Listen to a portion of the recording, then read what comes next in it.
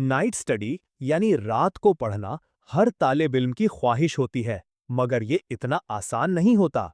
जैसे ही आप रात को पढ़ने बैठते हैं, आपको कई मसाइल का सामना करना पड़ता है।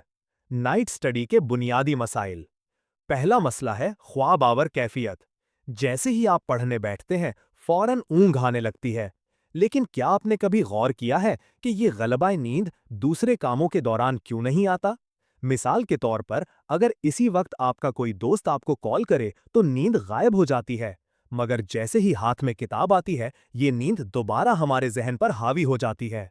दूसरा मसला है ज़हनी इंतशार, डिस्ट्रैक्शन। जैसे ही आप पढ़ने बैठते हैं और आपका मोबाइल या हैंडसेट जो दूर रखा हुआ है एक नोटिफिकेशन की आवाज करता है, आप सोचने लगते हैं, क्यों ना थोड़ी देर मोबाइल इस्तेमाल कर लूं, चले थोड़ी देर इंस्टाग्राम रील्स या यूट्यूब शॉर्ट्स देख लेते हैं। यानी रात को पढ़ाई के दौरान तवज्जो का भटकाव बहुत ज्यादा होता है। और सबसे बड़े मसाइल में से एक है भूख। जब आपको रात को भूख लगते हैं और फिर सोचते हैं, क्यों ना ये 10 मिनट्स खाने के दौरान नेटफ्लिक्स पर कोई मूवी या सीरीज देख लूं। फिर आप नेटफ्लिक्स शुरू करते हैं और एहसास भी नहीं होता कि 15 मिनट्स कब 2 घंटे में बदल गए। आखिरी मसला ये है कि रात के वक्त पढ़ाई के दौरान तवज्जो, फोकस को मरकूज रखना बहुत दुश्वार होता है। बुनियादी वजह, अपना क्यों वाज़ेह करें। क्या आप जानते हैं कि ऐसा क्यों होता है? जब हम कोई गेम खेलते हैं तो हम महजूज होते हैं, क्योंकि हमें मालूम होता है कि हमें जीतना है या अपने दोस्त को शिकस्त देनी है। लेकिन जब हम मुतालिया करते हैं तो इसके पीछे हमारा मुहर्रिक वाज़ेह नहीं होता, हमारा क्यों वाई वाज़ेह नहीं होता। जब तक आपका क्यों वाज़ेह नहीं होगा, इसका कोई हासिल नहीं। अगर आप रात को पढ़ना चाहते हैं तो सबसे पहले अपना क्यों वाज़ेह करें। एक वजह तलाश करें कि आपको इतनी मेहनत क्यों करनी है और सारी रात जाग कर क्यों पढ़ना है। अगर आपको वो वजह मिल गई तो आप देखेंगे कि नींद कैसे ज़ायल हो जाएगी। नाइट स्टडी के लिए 5 स्टेप्स, 5 प्रैक्टिकल इकदामात। ये है वो 5 स्टेप्स जिन्हें हर माहिर तालिब इल्म अपनाता है और जो आपके नाइट स्टडी को बहुत समर आवर इफेक्टिव बना सकते हैं। 1. माहौल की तदबीर, द एनवायरनमेंट हैक। ये तदबीर आपके बार बार आने वाली नींद के मसले को खत्म कर सकती है। इसमें 2 उसूल शामिल हैं। रोशनी का ट्रिक। साइंस कहती है कि हमारी आंख बराह रास्त हमारे दिमाग से जुड़ी है।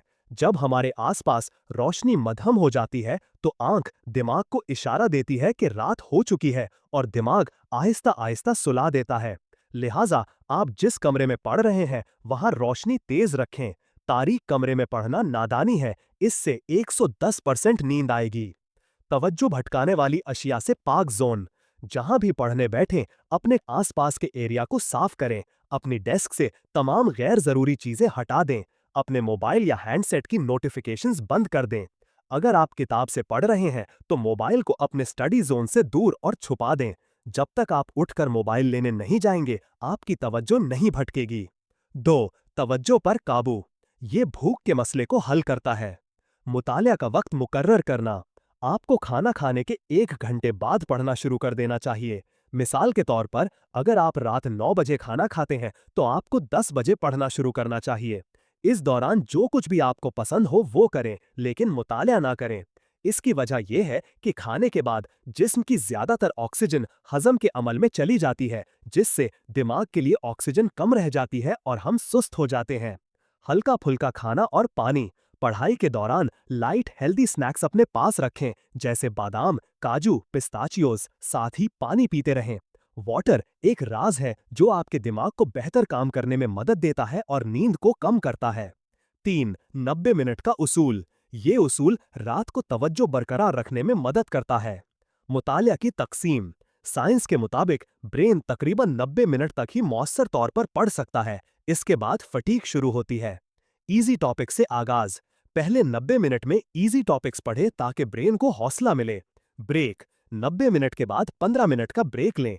इस दौरान आप 4 से 5 मिनट के लिए मोबाइल देख सकते हैं, फिर वॉक या स्ट्रेचिंग करें ताकि ब्लड फ्लो बहाल हो और स्लीपीनेस कम हो।